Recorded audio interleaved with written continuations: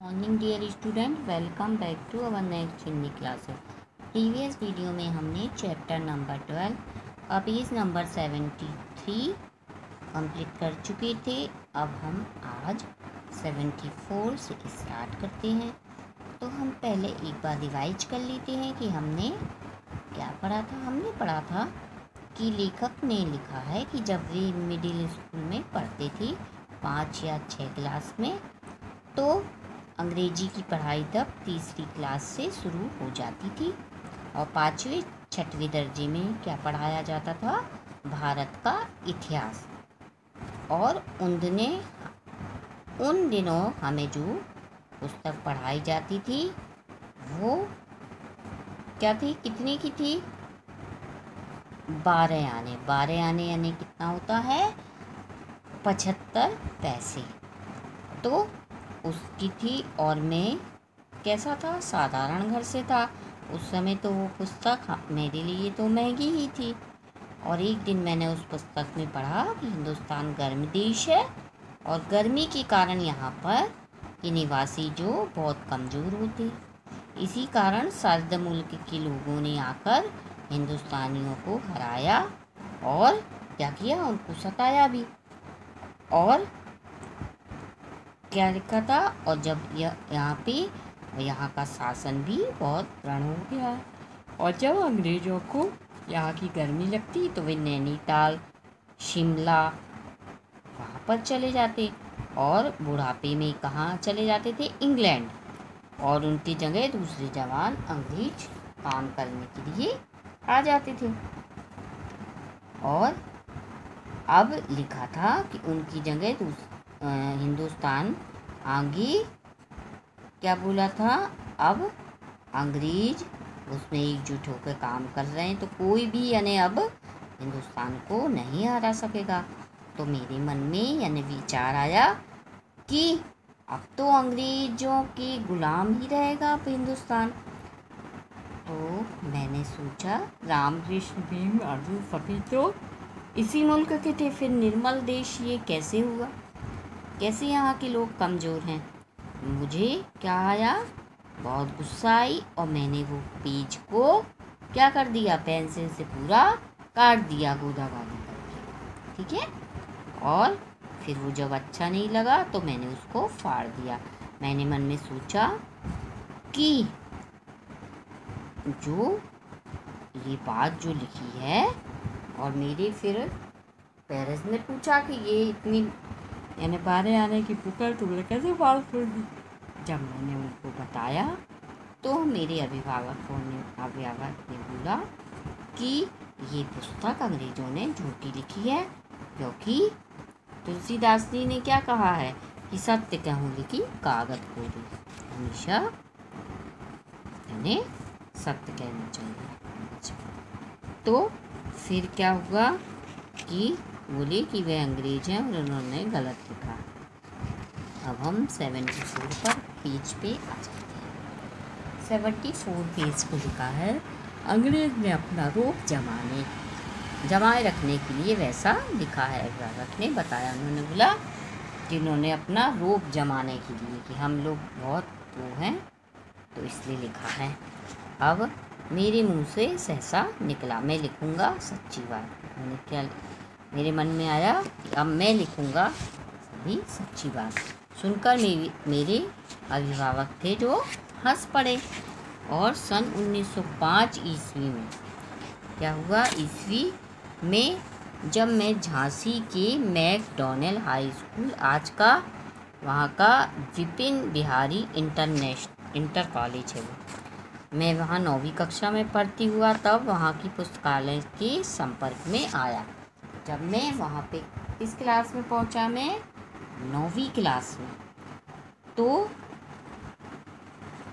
मैं यानी पुस्तकालय के संपर्क में आया। वहाँ की जो लाइब्रेरी थी वहाँ पे मैं गया और क्या किया, मैंने जब उधर की पुस्तक भारत का इतिहास पढ़ने को मिली, फिर मैंने जब वहाँ पे गया तो वो पुस्तकें पढ़ी भारत का इतिहास। इसमें एक प्रसंग हाथ लगा यानी छपा। मुझे यानी पुस्तकें पढ़ने का शौक़ था, तो मैंने किसकी पुस्तक पढ़ी? एल्फिंस्टन की पुस्तक भारत का इतिहास मेरे को पढ़ने को मिली। और इसमें एक प्रसंग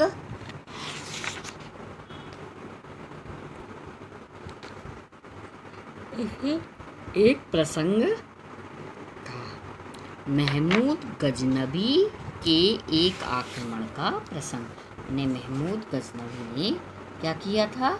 आक्रमण। उसने पढ़ा कि महमूद गजनबी के 3000 सवारों को अधनंगे धिक्कारों ने पलक मारते अपनी तलवार के एक ही वार से मैं घोड़ों के चीर डाला। बड़ा विस्मय हुआ। मैंने जब पढ़ा कि महमूद गजनबी की जो सवार थी उन्होंने 3000 सवारों को क्या किया? पलक मारते ही यानी थोड़ी ही देर में अपनी तलवारों से वार किया और उनके घोड़े को चीर डाला। तो क्या हुआ फिर? बड़ा विस्मय हुआ, बहुत आश्चर्य हुआ मेरे को कि इस गर्म देश के अधनंगे धिक्कारों ने सर्द मुल्क के कवचधारी आक्रमणकारियों को पलक मारने में जितनी देर लगती उतनी समय में घोड़े सहित चीर डाला। यानी मुझे क्या हुआ आश्चर्य कि वो बोलते हैं कि ये गर्म देश है हिंदुस्तान और यहाँ के लोग निर्मल होते हैं, किंतु महमूद गजनबी के सवारों ने अंग्रेजों के जो उनके सवार थे उनको भी मार डाला और क्या किया? उनके घोड़ों को भी चीर डाला। तो फिर जब अधनंगे जो आधे कपड़े पहनती आधी है ना, उनने यानी हमारे हिंदुस्तानियों ने कवचधारी यानी पूरा जिनके शरीर में कवच है उनको यानी पलक झपकते ही कैसे मार डाला और घोड़ों सहित क्या दिया? चीर डाला।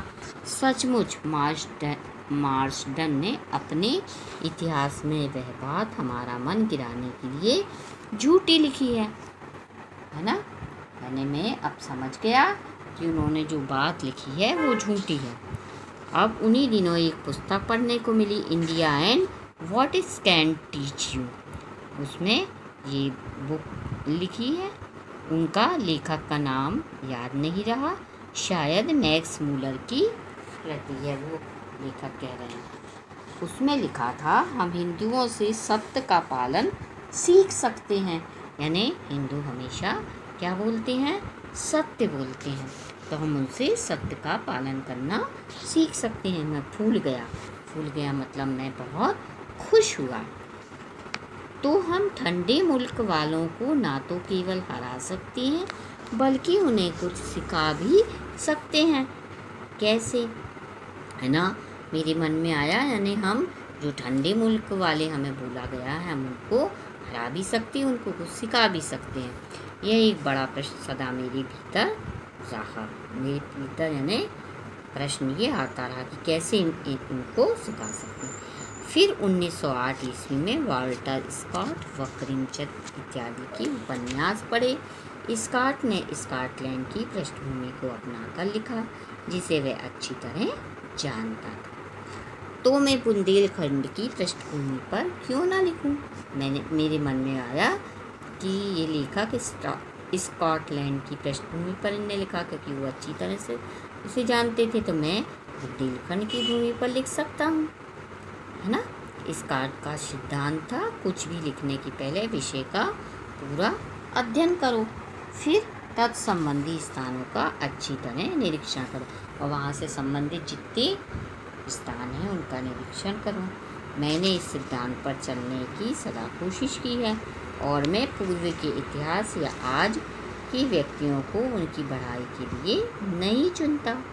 आधुनिक समय की समस्याओं को भी रखता, आधुनिक समय में जो समस्या है उनको भी मैं रखता हूँ। समस्याओं का हल स्वयं बहुत कम दे पाता हूँ। पाठकों के ऊपर मैं क्या करता हूँ? छोड़ देता हूँ, हल नहीं देता समस्याओं का।